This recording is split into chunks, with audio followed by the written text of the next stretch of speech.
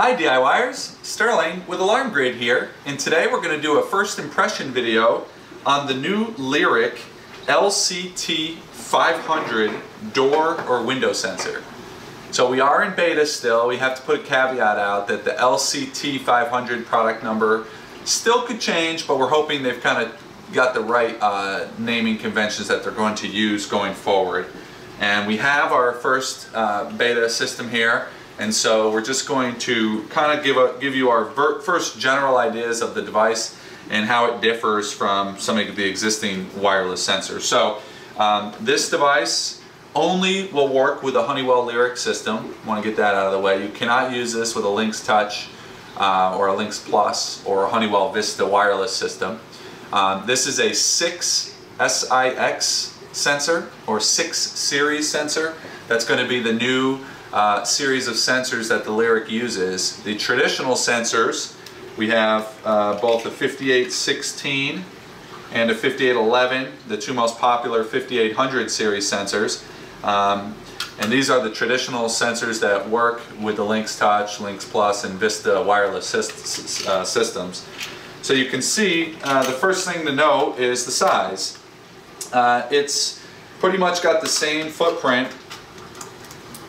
In fact, they're almost identical in terms of the backplate as the bigger and boxier 5816 sensor. Got a nicer looking design. You know, it's got the rounded cover and not nearly as deep off the wall. So it's not as big as the 5816, but it's certainly on that bigger side. When you compare it to a 5811, you can see how the 5811 is much skinnier with a much smaller footprint. We are told though that they will have a sensor for the Lyric that will make this one look big.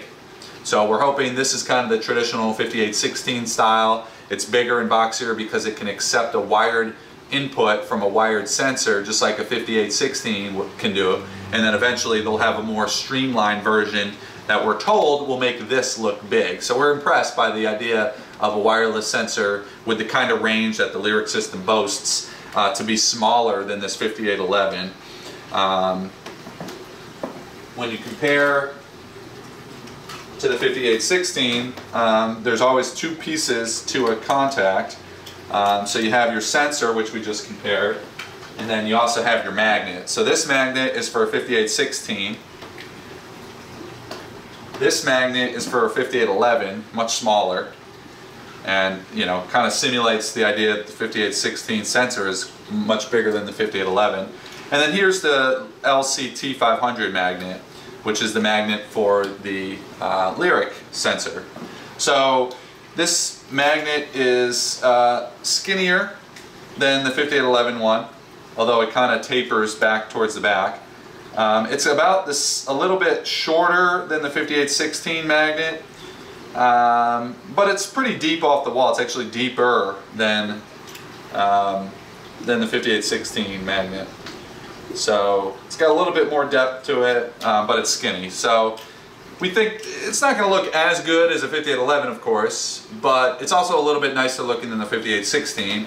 And like I said, we're hoping soon enough that we'll have another sensor option. And as they build out the Lyric, we're expecting a lot more sensors, but for now they kind of just have the traditional one door contact, one motion, one key fob, one glass break.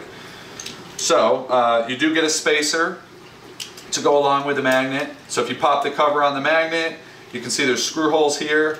You can screw through this spacer so that if you were on a lip like this, where the sensor was going to be deeper off the wall than the magnet, this spacer can get the magnet closer to that same plane so they're in line. If you did, you know, just the magnet without the spacer, you might be too far away. I mean, certainly test it. There is a magnet spacing gap, so it might still work, but the spacer just helps you to build it up off the wall. Obviously, it'll give even more depth that way, but that can help offset a change in plane from the door or window to the frame. On the back side of the sensor, you'll notice there's a back plate, and there's a little tab at the top. So On the older 5816s, it was kind of hard to remove the back plate. You had to use a little screwdriver. They're making this a little more DIY friendly. If you pull this tab, so let's say this is on the wall, all you'd have to do is push against the tab and then slide up, and it just kind of pulls apart. So again, from here you pull the tab and you slide it, and then there's a tamper switch. So it's got a case tamper. So you pop the back plate, and basically you've got your tamper switch right here. If someone were to pull your tab off and remove the sensor, you get a tamper indication at the panel. And if you wanted, you could even use this little breakaway piece of plastic and put a hole or a screw into a stud, or a longer screw that would stay connected. So if someone tried to rip the whole thing off the wall, this piece of plastic stays behind, and the sensor gets pulled away, and therefore the tamper pops out. So it's got two different ways it's protected for tampering. You can see a pull to connect tab here. That's for when you're ready to give power to the unit. And one of the things with the Lyric sensors is we really do not recommend giving it power until you're ready to enroll it. So that's something unique. You didn't used to have to do that with the Lynx Touch. It's a little more particular when you're learning the sensors to the system. So we urge you to leave this connected until you're ready to enroll it for the programming. And we'll have programming videos, of course, but this is just the first impressions video. You'll notice this sticker here, instead of a serial number, which has a 7-digit serial, well, instead of a serial number like the 7-digit serial number that we use with the older 5800 series sensors, this actually has a 16-digit unique MAC address. So this device itself is basically a computer. It can give firmware updates. We're told that eventually this door sensor could be a temperature sensor, just with a firmware update. So no new hardware, and all of a sudden you'll have the ability to say, okay, this door contact in my living room is at 72 degrees, for instance. So we're really impressed by the idea that the sensors themselves can get firmware updates, because we're excited about what Honeywell can do with that as they release added features to the system and to the sensors. So of course the system's firmware updatable as well. That's great, but you know, if the system had a feature that your sensor didn't, you'd have to buy a new sensor. This idea is when you buy the equipment up front, everything that comes after that potentially will be a firmware update. So we're hoping that'll be the case. We do have a sticker on here talking about that it's not yet been authorized for use by the FCC. Obviously, again, we're in beta, so this is not full resale or retail item yet, but we're anticipating it's going to look exactly the same, and this is pretty much what we'll be using. When you open the unit, they've made this also easier so that an end user can replace a battery. Even if you're with a full service company and you're not a do-it-yourselfer, you do have the ability to pretty easily open this up and change the battery out. So with the back plate still connected, you simply slide up away from the back cover tamper tab. It just slides up and then out, and you can see on the inside we have what looks very similar to a 5816 style sensor. You've got your lithium battery in here. You've got your two screw terminals for wiring to an external contact, so you can use this as a wireless transmitter if you do have a wired sensor in the house. It's got a tamper for the cover as well, so it's got that back wall tamper, but it also has an internal tamper. If someone pops the cover, you know. And it's got the circuit board here and the reed switch here.